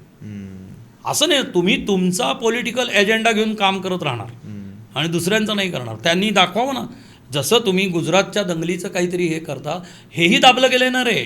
90 साली ज्याचा मी साक्षीदार आहे, पहिल्या कार सेवेला लाल झाली होती शरयू नदी, अशा पद्धतीने गोळीबार मी पाहिलेत ते मुर्दे. त्याच्याबद्दल नाही आलं बरं. Kar sevak ends here, no entry for kar sevak, अशा पद्धतीची डॉक्युमेंटरी नाही BBC ने केली का राम मंदिराचं आंदोलन होतं म्हणून. या देशातल्या कोट्यवधी लोकांना वाटत होतं ना रामलल्ला. बरं आताही सुप्रीम कोर्टाचा निर्णय होईस्तोवर तेव्हाचं अजेंडा असलेलं सरकारही थांबलंच ना, त्याच्याबद्दल नाही आलं. इथे गोळ्या घातलेल्या म्हणजे त्याच्यावर तर म्हणजे काय होईल, माणसं ढसाढसा रडू शकतील अशा पद्धतीची डॉक्युमेंटरी होईल. आहेत त्या, जसं तू आत्ता मला म्हणलास ना, ती क्लिप आपण आत्ताही बघू शकतो, तसं ती डॉक्युमेंटरी आपण आत्ताही बघू शकतो. ती बँड आहे. मुलायम सिंग सरकारनी, मुलायमनी कार सेवांना माझ्या समोर 90 माणसं मेलेली मी बघितलेली आहेत. मी घाबरून पळून गेलेलो होतो. म्हणजे तिथं आता काय गोळ्याच घालायला सांगितल्यावर आम्ही काय हे करतो. मी दोन्ही कार सेवांना गेलेलो आहे. ह्याच्याबद्दल नाही कधी कुठे आलं. का नाही आलं? मग ते यायला पाहिजे होतं. मग असं वाटतं का तुम्हाला सेन्सॉरशिपबद्दल काय वाटतं तुम्हाला कुठल्याही प्रकारच्या ह्या असं समजा मला असं वाटतं की जर का व्यक्त व्हायची मुभा जर का आपण देतोय असं सांगतोय की हा तुम्ही व्यक्त होऊ शकता, तर मग व्यक्त होऊ द्या, मग डिसाईड करू द्या लोकांना की काय करायचं ते. मग काय होईल, जे आत्ता आपण आपल्या सोशल मीडियाच्या बाबतीत म्हणतोय ना, एक काहीतरी त्याला का सेन्सॉर हे असलं पाहिजे. इथे मग अराजक माजेल. बरं सेन्सॉरशिप असावी हे ठरवणारे आत्ता आपण नाहीच होत. आपल्या खूप आधीच्या पिढीने हे ठरवून ठेवलेलं आहे, त्यांना वाटलं म्हणून. त्याच्यातले कायदे वेळोवेळी आपल्याला बदलता येऊ शकतात किंवा त्याचे नियमांमध्ये आपण डिबेट करू शकतो. परंतु खरोखरी एक जोपर्यंत आपल्याकडे त्याचा होणाऱ्या परिणामांच्या इतका समजूतदारपणा प्रेक्षकांमध्ये आणि चित्रपटकर्त्यांमध्ये तयार होत नाही, तोपर्यंत हे असलं पाहिजे. हां, त्याचे किती नियम शिथिल करायचे आणि किती, जसं आता एक काळ असा होता, म्हणजे आपण अगदी प्रणयाच्याच बाबतीत म्हटलं तर चुंबन दृश्य थेट दाखवण्याचं आपल्याकडे प्रथाच नव्हती. अप टू 80s बेताब नावाचा सिनेमा यायच्या आधीपर्यंत मला माहिती आहे बेताबमध्ये सगळ्यात लॉंगेस्ट किस दाखवला होता. त्यानंतर 50 आली, पण तरी बेताब हा माझ्या ह्याच्यानुसार माझ्या आठवणीचा सिनेमा आहे की ज्याच्यामध्ये लॉंगेस्ट किस होता. सो त्याच्या आधी कायम पानाला पान चिकटले, कबूतर एकमेकांच्या हां अशा टाईपचं होतं. तर त्यानंतर जेव्हा येतं तर कदाचित ते सेन्सॉरचं हे शिथिल झालं ना. सगळ्यात पहिल्यांदा कलाकार जरी असलो तरी मी चळवळीतला माणूस आहे, त्यामुळे मी हे पाहिलेलं आहे. आणि याच्यासाठी माझा राग हा सिस्टीमवर आहे, माझा कुठल्याच पॉलिटिकल याच्यावरती नाही. कारण विचार चुकीचे नसतातच, विचार हा शुद्धच असतो. तो विचार तुम्ही मोल्ड कसा करता आणि तुम्ही तुमच्या सोयीने कसा वापरता, इथे गडबड सुरू होते असं मला वाटतं. म्हणजे आज साधा आहे, तुम्ही जर हिंदी सिनेमाचा इतिहास घेतला तर गरिबी नष्ट व्हावी आणि श्रीमंतांना गरीब करा आणि गरिबांना श्रीमंत करा, अशा पद्धतीचं मार्क्सचं जे तत्त्वज्ञान आहे हे आपल्याकडच्या 90% सिनेमातल्या सगळ्या स्क्रीन प्लेजमध्ये असतं. म्हणून कम्युनिझम यशस्वी झाला का? नाही झाला. सो तसंच हे आहे की करमणुकीसाठी होणारा चित्रपट ते बघितलं जाणं, ते आपण किती अंगीकारायचं याच्याबद्दल आपला माणूस इतका सजग आहे इथला नागरिक की तो किती घ्यायचं आणि याच्यातनं किती आपण हे व्हायचं हे पूर्ण ठरवतं असं मला वाटतं. याच्यावर मला असा प्रश्न विचारायचा की बेस्ट पीस ऑफ ॲडवाईस तुम्हाला कोणी दिली होती आणि ती काय होती? कारण आपण जेव्हा पाहतोय तुमचं असं म्हणणं होतं की आहे की तुमच्या कुठल्याही पॉलिटिकल विचाराला विरोध नाही आहे, पण तुमचा विरोध आहे सिस्टीमला आणि तो विचार कशा प्रकारे आपल्या सोयीने चालवून घेतात ह्या गोष्टीला विरोध आहे. तर ओव्हरऑल भारताचा एकंदर आता पुढचा प्रवास पाहता तुम्हाला असं का वाटतं की तुम्हाला जी ॲडवाईस मिळालेली होती ती तुम्ही कोणाला देऊ शकतात, की म्हणजे जर लोकांना सांगायचं की असं वागलं पाहिजे, ही तुमची ॲडवाईस आहे? वागलं पाहिजे असं पुन्हा ना ॲडवाईस पूर्ण खूप तात्कालिक असतं. ऐक ना, वागणूक किंवा वर्तणूक ही त्या वेळच्या आपली वर्तणूक ही आपण कुणाबरोबर तरी रिॲक्ट होत असतो ना रे कायम. आपलं नॉर्मल चालणं सुद्धा एक रिॲक्शन असते. साधं कुणी सांगावं आणि त्याप्रमाणे वागावं असं साधारण वयाच्या 16व्या वर्षापासून आपण बंद करतो खरं सांगायचं तर. ते त्या वेळेला आपल्याला जे योग्य वाटतं हे वाटतं. जसं मी तुला म्हणालो तसं की कुसुमाग्रजांचा कोटचं उदाहरण पण तुम्ही दिलं. हां ते आहे तसं, पण मी जसं म्हटलं की सरप्रायझिंगली खूप उशिरा आलं माझ्याकडे ते पुस्तक, पण अमोल पालेकरांचं जे आत्मचरित्रात्मक पुस्तक आहे ते मला खूप आवडलं. आणि त्यांनी ते ज्या पद्धतीने लिहिलेलं आहे किंवा त्यांनी त्यातल्या कित्येक रेफरन्सला QR कोड्स टाकलेले आहेत की तुम्ही तो रेफरन्स पूर्ण वाचू शकता, आणि खूप छान पुस्तक आहे ते. आणि त्यांनी त्याच्यात, आणि मग मला तेव्हा कळलं की अरे आपण नुसते सिनेमे बघत होतो, और त्यांनी जे वेळोवेळी केलेली वक्तव्य आहेत की जी माझ्या विचारांच्या विरोधातली होती म्हणल्यावर आपण रिॲक्ट केलं. पण संबंध वाचल्यानंतर असं मला लक्षात आलं, बिईंग अ सिनियर आर्टिस्ट किंवा माझ्या आधी मी ज्या मार्गावरनं चाललेलो आहे त्या पॅरलल रस्त्यावरनंच पण माझ्या आधी चालत गेलेला हा माणूस आहे की ज्यांनी खूप काम केलेलं आहे रंगभूमीवर, सिनेमामध्ये, आणि लेखक म्हणून, दिग्दर्शक म्हणून आणि अभिनय म्हणून, म्हणजे ज्या माझ्या हे आहेत त्याच त्यांच्या आहेत. आणि मला असं वाटलं की ते व्यक्तिमत्व खूप चांगलं आहे. म्हणजे मी कदाचित त्यांच्याशी ओळख करून घ्यायला जाणार नाही, पण माझ्या मनात तो आदर तयार झाला ना, म्हणजे नुसतं पुस्तक वाचून तयार झाला. हे ॲक्सेप्ट केलं पाहिजे असं मला वाटतं. आणि उलट अशा व्यक्तिमत्वांमुळेच तो ॲक्सेप्टन्स आपल्याकडे येतो. दुसरं, मला मी जे सर्वकालिक बोलत आलो आहे, मांडत आलो आहे, की जो खूप कमी जणांना त्या हिंदुत्वाचा अर्थ कळला आहे असं मला वाटतं, जे सावरकरांनी मांडलं, जे आत्ता संघाचे सरसंघचालक मांडत आहेत, की हिंदुत्व हे एका जमातीचं नाव आहे, हा धर्म नाही. धर्म जैन धर्म आहे, धर्म बौद्ध धर्म आहे, इस्लाम आहे, ज्याची पूजा पद्धती आहे, ज्याचा स्वतःचा एक धर्मग्रंथ आहे, ज्याची काही वेळेला वेशभूषा आहे, ज्याचं ठरलेलं आहे. असं हिंदू या नावाभोवती काहीही चिकटलेलं नाही आहे. आणि म्हणून हिंदुत्वाची खूप व्यापक व्याख्या सावरकरांनी त्यांच्या मोठ्या छान प्रबंधात, जे पुस्तक रूपाने उपलब्ध आहे त्यात करून ठेवली, की जी अगदी सोपी आहे, की या देशाला आपला देश मानणारा, नाव तुम्ही विशेषण म्हणून मातृभूमी पितृभूमी घ्या, पण हा माझा देश आहे असं मानणारा, इथं कुठलीही पूजा पद्धती अवलंबणारा, कुठल्याही प्रार्थनास्थळात जाणारा, कुठल्याही देवाची आरती म्हणणारा अथवा नास्तिक, चार्वाक मार्गी असणारा कोणीही हिंदूच आहे, इतकी व्यापक व्याख्या आहे. आणि मला वाटतं ही सगळ्यात महत्त्वाची. जसं कुसुमाग्रजांचं आपल्याला मनोमन पटणाऱ्या विचारांचाही बंदीखाना होता कामा नये, तसंच सावरकरांची हिंदुत्वाची व्याख्या ही मला असं वाटतं की मी फॉलो करत राहिलं पाहिजे पुढं. तरुण, तुम्ही, मला ॲक्च्युली माझ्या मित्राने, आपलाच मित्र आहे तो कॉमन, त्याने तुम्हाला हा प्रश्न विचारायला लावला होता की तुमचं वय, आता तुम्हीच सांगितलं की 60व्या वर्षापर्यंत येता आहात तुम्ही, पण तरीही तुम्ही यंगस्टरसोबत काम करतात. तुम्हाला असं का वाटतं की, म्हणजे यंगस्टरसोबतच काम करता, तुमच्या आसपास बरीच यंग मंडळी असते आणि तुमचं मेनली काम तुमचं नाटक बसवणं असेल किंवा जे काही काम असेल तर तुम्ही यंगस्टरसोबतच करत असतात, तर तुम्हाला असा विश्वास आहे का की इथून पुढचा येणारा हा जो यंग क्राऊड आहे हा तेवढा कॅपेबल आहे? अरे मी विश्वास ठेवू न ठेवू तेच पुढे येणार आहेत. हा ऑप्शनच नाही तो. सो विश्वास असण्याचा प्रश्नच नाही आहे. तेच जे काही घडवणार आहे तेच घडवणार आहे. असंही नाही आहे की फक्त तेच, मीही त्या घडवण्यामध्ये सहभागी असणार आहे. माझं शिकणं, जसं मी असं म्हणलो की जवळजवळ 25 वर्ष, मगाच्या उदाहरण मी कॅरी फॉरवर्ड करतो की कंटिन्यू करतो की जर अमोल पालेकरांना मी 25 वर्ष वेगळ्या वेगळ्या रूपाने बघत असेन, पण पुस्तक रूपाने त्यांचं आत्मचरित्र वाचल्यानंतर मला जर ते एक व्यक्तिमत्व नव्याने कळलं आणि त्यातून मला नव्याने काही शिकायला मिळालेलं असेल, तर या तरुणांकडनं मला तेच आहे ना की मला कदाचित नव्याने काही शिकायला मिळत असेल. मी ह्या असल्या भ्रामक आणि भंपक वल्गना किंवा उगीचं फालतूचं कौतुक कधीही करत नाही की नवी पिढी खूपच हुशार आहे. सगळीकडची पिढी IQ वाईज सगळ्या वेळेला समानच असते. त्यांच्या हातात साधनं नवी आहेत. ती माझी पिढी ही कॅश काउंटरच्या मागं एक कोणीतरी जिवंत माणूस आहे आणि त्याला मी क्वेश्चन करू शकतो आणि तो मला उत्तरदायी आहे आणि उत्तर देऊ शकतो. या इथनं वाढलत गेलेली पिढी, आज तुम्ही 2 नंबर दाबा मराठीमध्ये उत्तर येईल, त्याच्यानंतर पुन्हा 5 नंबर दाबा, तुम्हाला मॅनेजरल कॅन्डिडेटला भेटायचं आहे का यांना भेटायचं आहे, तुमचं हा प्रश्न असेल तर तुम्ही 9 नंबर दाबा. हे ऐकत बसण्याच्या इतका पेशन्स आला ना माझ्यात, तो मला वाटतं या पिढीबरोबर इंटरॅक्ट केल्यानंतर येतो.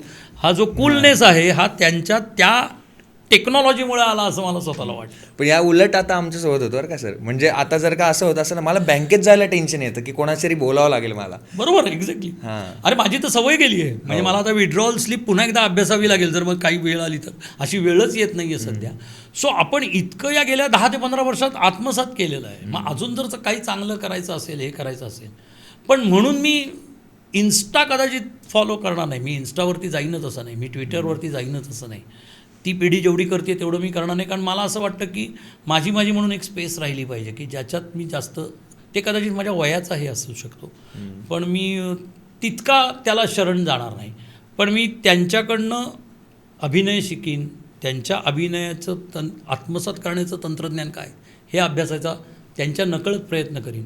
सो मी त्याच्यामध्ये मी असंही म्हणणार नाही की ते मला तरुण ठेवतात. मी मनाने जोपर्यंत मी पूर्ण थकत नाही तोपर्यंत मन म्हातारं बितारं काही होत नसतं, शरीर म्हातारं होत असतं आणि त्याच्याप्रमाणे त्याच्यामध्ये त्याचा स्पीड ऑफ जगण्याचा हे बदलत असतो. पण माझं मन शिकत राहण्यासाठी मी त्यांच्याबरोबर काम करत राहतो असं मला वाटतं. सर, आपण आता शिक्षण आणि नाट्य क्षेत्रामध्ये काम केलं आहे आणि आजची तरुण पिढी खूप लवकर पोलराइज्ड पण होते, कुठल्या ना कुठल्या दिशेला पोलराइज्डही होते.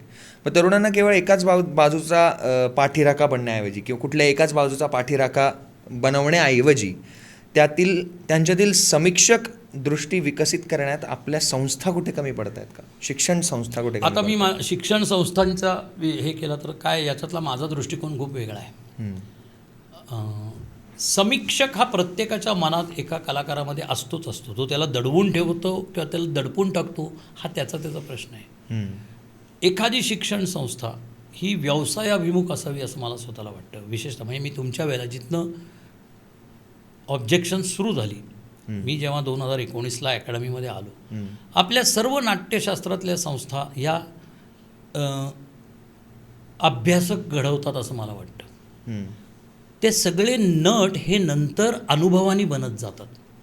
तिथनं आपण काय शिकतो, तिथनं आपण पुन्हा अतिशय ठराविक नाटककारांवरची ठराविक अभ्यास केलेल्या माणसांची पुस्तकं, ठराविक अभ्यास केलेल्या माणसांची ठराविक नाटकं, ठराविक ढाच्यामधलीच नाटकं बसवली जातात. हे म्हणजेच प्रायोगिक, हे म्हणजेच नाटकाचा अभ्यास. अशा पद्धतीने एक चौकट तयार केली, ज्याला मी त्यावेळेला एक अतिशय अनपार्लमेंटरी शब्द वापरलेला होता, तो मला पुन्हा वापरायचा नाही आहे, की हे अभ्यासक्रम हा टिंब आहे.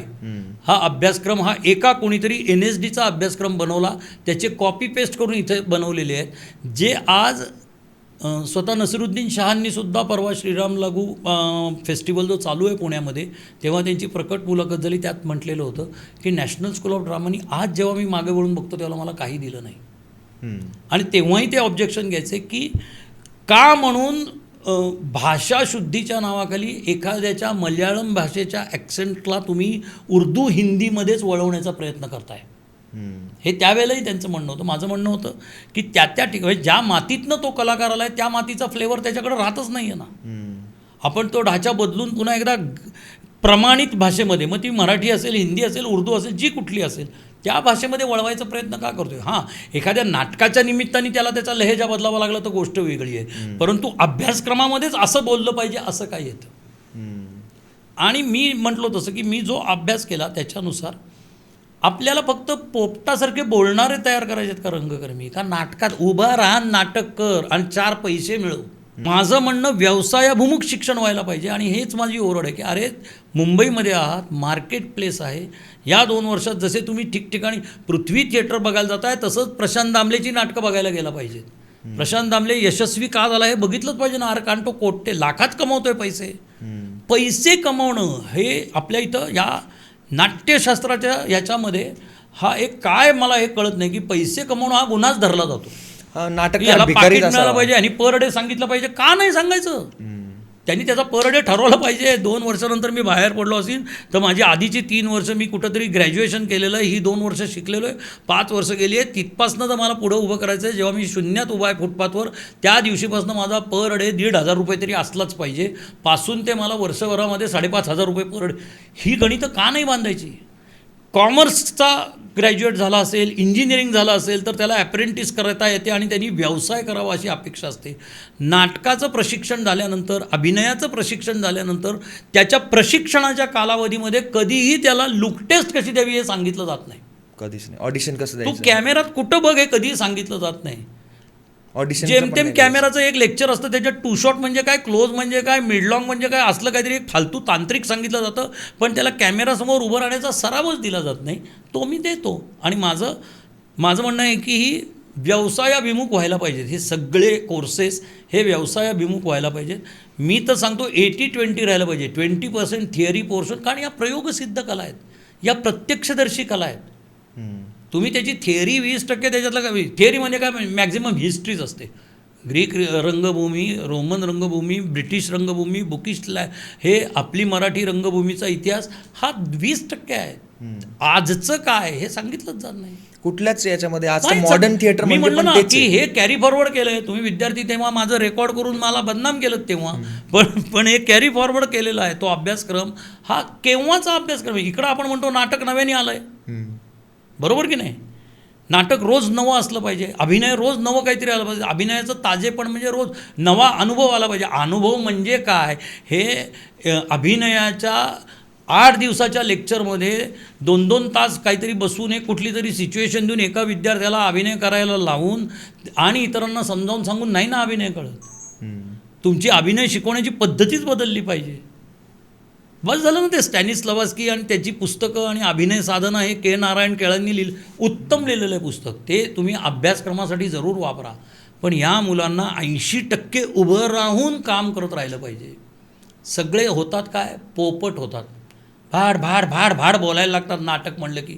1843 साली विष्णुदास भावेंनी केलेल्या नाटकापासून जे सुरू होतं ते डायरेक्ट आपण संजय पवारांच्या आणि प्रेमानंद गजवींच्या नाटकापर्यंत धडाधड बोलू शकतो. तू किती केलं आहेस उभं राहून, त्यातलं तुला किती स्वगतं येतात का. तिथून बाहेर पडणाऱ्या एकाही विद्यार्थ्याची किमान 20 स्वगतं आणि 25 कविता, 6 अभिनय तयार नसतात.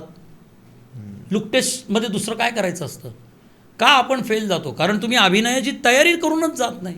हे सांगणारा शिक्षक आला की तो त्रास झाला. पण मी लढलो. मी आता बऱ्यापैकी व्यवसाय अभिमुख तिथं केलेला आहे. मला मिळाली 7 वर्ष काम करायला आणि चांगलं माझ्या परीने प्रयत्न केला मी. आणि मी निदान कसं आहे अपूर्व, ती टेम्परामेंट यायला पाहिजे. म्हणजे जसं आजही नसीरजी सांगतात की माझ्या डोक्यात व्यावसायिक नटच व्हायचं होतं, मला पैसे कमवायचे होते. भले 70च्या दशकामध्ये पॅरलल फिल्म्समध्ये त्यांनी कामं केली असली तरी ते म्हणले नाही मला मेनस्ट्रीममध्ये यायचं होतं. हा प्रामाणिकपणा आला पाहिजे. असं पाहिजे. आपल्या इथं लेक्चर, आपल्या पहिल्या इंटरव्ह्यूजमध्ये मुले म्हणतात रंगभूमीची सेवा करायची. याव काय, कसली रंगभूमीची सेवा, काय सेवा करणार म्हणजे काय, थिएटर झाडणार का, चौकीदार म्हणून उभा राहणार थिएटरच्या बाहेर. रंगभूमीची सेवा म्हणजे काय, काहीतरी ही स्टेटमेंट्सच अतिशय भंपक आहेत असं मला वाटतं.